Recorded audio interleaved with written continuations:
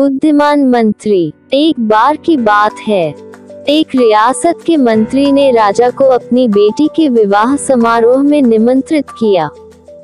जब राजा अपने परिवार के साथ विवाह समारोह में पहुंचा, तो मंत्री उन्हें सम्मानपूर्वक विशिष्ट आसन पर बैठाने ले गए।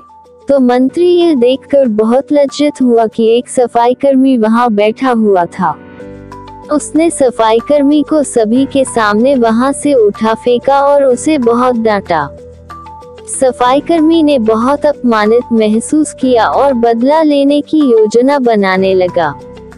अगले दिन सुबह जब वह राजा का कक्ष साफ कर रहा था, तभी वह जानबूझकर बड़बड़ाया, राजा कितने नादान हैं। उन्हें यह पता ही नहीं कि रानी और मंत्री के बीच क्या चल रहा है। राजा आधी नींद में था। यह क्या बकवास कर रहे हो? उसने पूछा। महाराज, मैं पूरी रात सो नहीं पाया, मैं तो नींद में बड़बड़ा रहा था, सफाईकर्मी जवाब में बोला। हालांकि उसकी बात सुनकर राजा के मन में संदेह के बीज पड़ गए थे। राजा अब मंत्री से चिढ़ने लगा और समय समय पर अपमानित करने लगा। एक दिन तो उसने द्वारपालों से यह तक कह दिया कि वे मंत्री को महल में घुसने ही न दें। मंत्री राजा के व्यवहार से बहुत चकित था, लेकिन कुछ विचार करने के बाद उसे समझ में आ गया कि सफाईकर्मी ही इसके लिए जिम्मेदार हो सकता है। मैंने उसका अपमान किया था और उसी का उसने बदला लिया है। अब मुझे उसे दोबारा प्रसन्न करना होगा, तभी वह राजा की निगाह में मेरा सम्मान दोबारा दिला सकता है, मंत्री ने सोचा।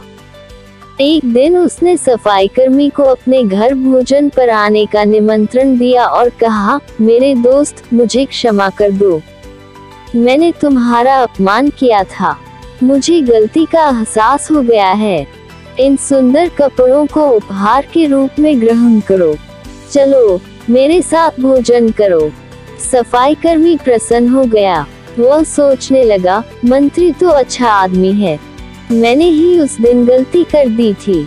अब सफाईकर्मी प्रसन्न था और प्रयास करने लगा कि मंत्री के बारे में राजा की धारणा बदल जाए। एक बार जब वह राजा के कक्ष में गया तो राजा सो रहा था। वह बड़बड़ाने लगा, अरे, राजा का तो दासी के साथ प्रेम संबंध है, बड़ी लज्जा की बात है। राजा ने उसका बड़बड़ाना सुना तो उठकर बैठ गया। राजा ने सफाईकर्मी को बहुत डांटा। सफाईकर्मी बोला, क्षमा कर दे महाराज, मैं पूरी रात सो नहीं पाया, इसलिए दिन में ही नींद में बड़बड़ा रहा था। राजा को अपनी गलती समझ में आ गई। इस तरह की अफवाह के चक्कर में आकर उसने अपने बहुत अच्छे सलाहकार की अनदेखी शुरू कर दी थी। राजा ने मंत्री को बुलाया और दोनों फिर से मित्र बन गए। अगर मेरा वीडियो पसंद आए तो मेरा चैनल संजय वॉइस को सब्सक्राइब करें और वीडियो को लाइक और शेयर जरूर करें। धन्यवाद।